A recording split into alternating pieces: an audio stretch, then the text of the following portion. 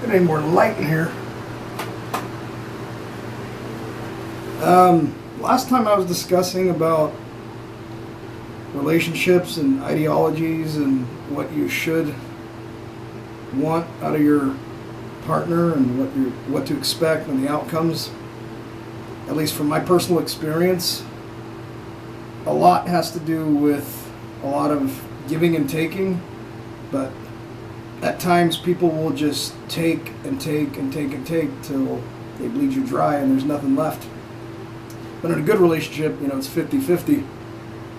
Some of us want it to be 100%, more or less. What I was going to say was, I've forgotten, but when you're stuck in a situation and you know that it's not going to change and that everything is going to remain the same, you can just feel it basically deep within the core of your soul, and you know that this person's not going to change no matter what you say or what you do. And you get frustrated and you try to ask yourself, what did you do wrong when it could be all the other person? Like, I've got somebody right now who's trying to convert me. And it was somebody I went out on a date with many years ago. And they're religious, and they're always preaching to me, and for me, that's something I don't like in a partner or a potential, even a friend.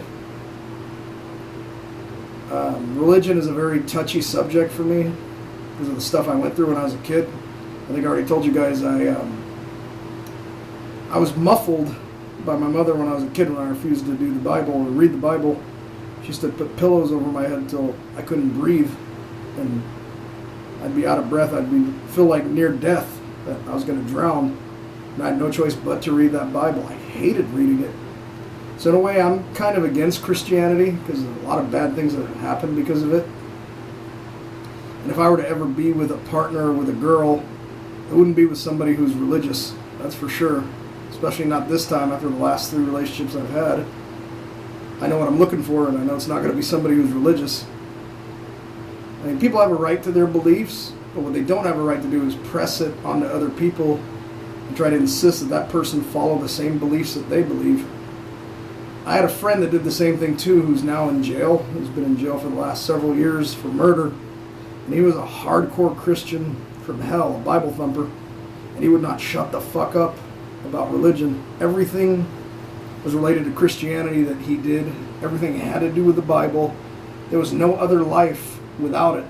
And for me, I don't know how people can live like that and how they can go like that. It's just amazing that they do that. To me, there's got to be more than religion, honestly. Excuse me.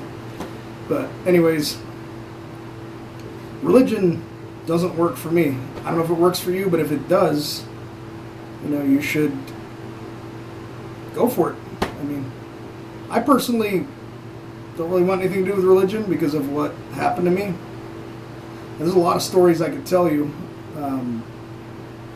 This one time my mom put the pillow over my head. My cousin was trying to intervene and trying to stop her. Well, you're going to kill him. Get off of him. I was about 10 years old. This was back in 1995 or 94. My memory's starting to fade with the time frame. But she was begging. And I was near to the point where I thought I was going to pass out. My mom used to get physical with me. She used to beat me up back in the day too. Even when I was a grown man, she still would try to beat me up. Even after she got sick, she would still try to beat me up. But now her health is so bad that she couldn't hurt a fly. Her congestive heart failure has really done a number to her. But I mean, that's the mom I got, She did the best she could, but there was things she could have done better. When you have abandonment issues, it can really fuck you up as a parent. And my mom had 18 abortions before I was even born. So that's something right there. My grandmother wanted her to have a kid, and she hadn't seen my grandmother for 20 years almost, from the time she was 11 until 28. She didn't see her. And she got pregnant with me in that time frame, and I was born, and then my grandmother got diagnosed with cancer, and then she passed away in '91. And I was fairly close with her for the little bit of time that I had.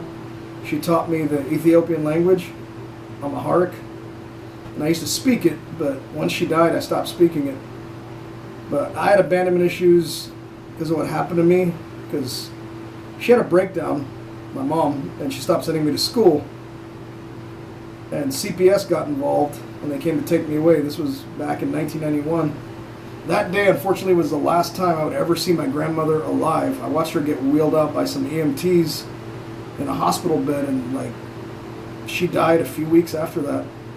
3 or 4 weeks later, she just died. And I never got to say goodbye to her, and that did a number to me emotionally. And then around that same time, I also got molested by my father and his girlfriend. And that's what brought about all these issues that I have now, to this day. Abandonment's no joke. You know, it's something that can really destroy a person's well-being, who they are, and what defines them. And I've had the worst luck with relationships ever. I've not had good relationships in my life. I can't say that, you know, I'm mortified to a point that if I ever even tried to get in a relationship, that I'll just fail again. And the fear of failure and the fear of abandonment eats you alive. Now, I don't know if it's because of my Aspergers that I have the abandonment issues, or it's because of something else that I've never been diagnosed with, like BPD or whatever. But I do know I have abandonment issues. Anytime a relationship ends, I feel suicidal. That's why I've been out of a relationship for the last 4.5 years. And I don't really foresee myself really getting into another relationship. I mean, what do I have to offer to a woman? I mean, I'm a good guy. I got my own place. But I still don't have my shit together up in here. I got to focus on me. I got to take care of myself before I can make somebody else happy. I got to make myself happy first. I mean, sure, I do nice things for myself. I buy clothes, spend my money on guitars, guns, whatever I'm interested in. And that's not taking care of myself the way I should. I should be maybe going back to school, studying something again. But I spent over 13 years in college straight, and it fucked me up because my social skills weren't adequate enough, and I got pushed around, I got bullied, I got made fun of, and my home life was really bad with my mom. And I didn't know where to turn or what to do. That's why I started drinking alcohol, because it was my only solace and my only comfort, because it was like a cocoon for me that I felt warm and safe into. I could get lost in it. That high that you get from when you drink and you get drunk really works wonders. I can only imagine that's what doing heroin and meth is like too, for those people being addicted. They got the same issues too. That's why they get addicted. For some people, they get addicted because, you know, they go partying and they get hooked. They try something because they're friends at peer pressure. Not necessarily because they've got mental health issues like I have or you guys might have. But heavy drug use can bring about mental health issues and can make somebody who's completely normal and functional into complete dysfunction, and it'll make their mind go away, and they'll become, for all intents and purposes, retarded from doing all those drugs, especially if they've done it for many years, or even certain drugs are just so bad that they fry the brain right then and there. Now, we have a lot of people are addicted to fentanyl. Fentanyl is really bad, and it's coming from Mexico in here. And people are taking it left and right in San Francisco. And they're addicted to it.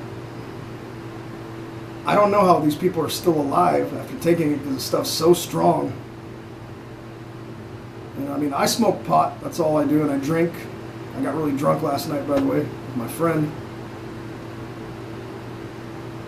But I mean, I don't have it together, so I don't see the point really in a relationship, personally. I mean, I have that hunger for one, you know. I talk to girls every day on social media and on Instagram. There's all kinds of girls I'm interested in.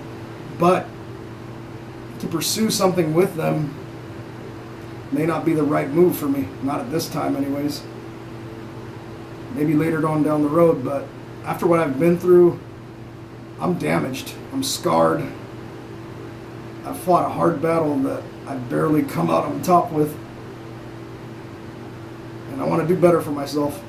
I'm the most important person to me. I got to take care of me. And I got to take care of my mom too, unfortunately, because she can't take care of herself anymore.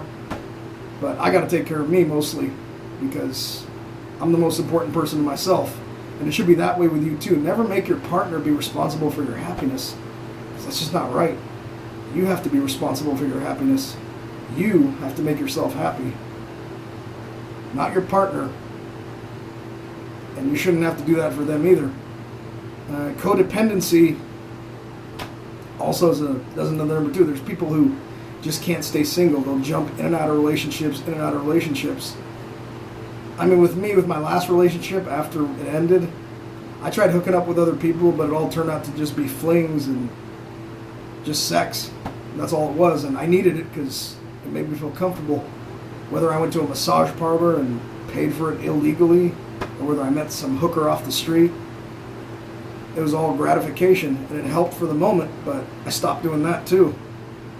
And I haven't had sex in over 6 months, almost 7 months now, and it's kind of somewhat messing with my head. It's kind of driving me crazy. I mean, I'd love to have a girlfriend that I could just fuck every day, make love to every day, and have a romantic connection of some kind.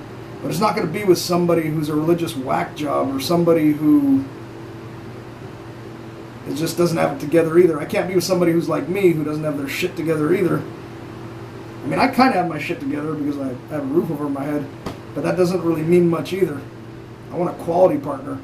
I don't want to end up in the same kind of relationship in the same situation I've been in over and over again for the past decade, because it's like a videotape that plays nonstop, repeats, and it doesn't end. You relive that life all over again with someone else, the same type of pattern, the same unstableness in a relationship. When it doesn't go my way, and I feel the heat coming, and I feel the family's going to fuck things up for me, the girl's family, that's when I change. And that's when I start getting cold feet and I start thinking about leaving the partner, whoever it may be. That's always been like that with me. And every girlfriend I had was family-oriented and religious. Those things don't work for me. It's got to be somebody who's neither of those things if I'm ever going to find a partner. I mean, if there's a girl that wanted to just be friends with benefits, I would do that too, even if she did have a family. But the thing is that when you keep having sex with somebody, eventually you're going to get attached. If you don't get attached, then the other person will get attached. One of you is going to get attached. It may not be both of you, but one of you is. It's a guaranteed. You keep having sex with that same person, you keep kissing, holding hands, whatever, going out on dates, getting romantic, they're going to fall in love with you, you're going to fall in love with them. That's just how it is. And I mean, I'd even be open to doing that, but I don't know if that's a good start for a relationship or a good foundation. Just straight sex. That might not work either. Not for the long run, anyways. I've been through a lot of shit, and I'm hoping, I can help out my fellow people out there who have the same mental health issues that I have. Because I want you guys to succeed.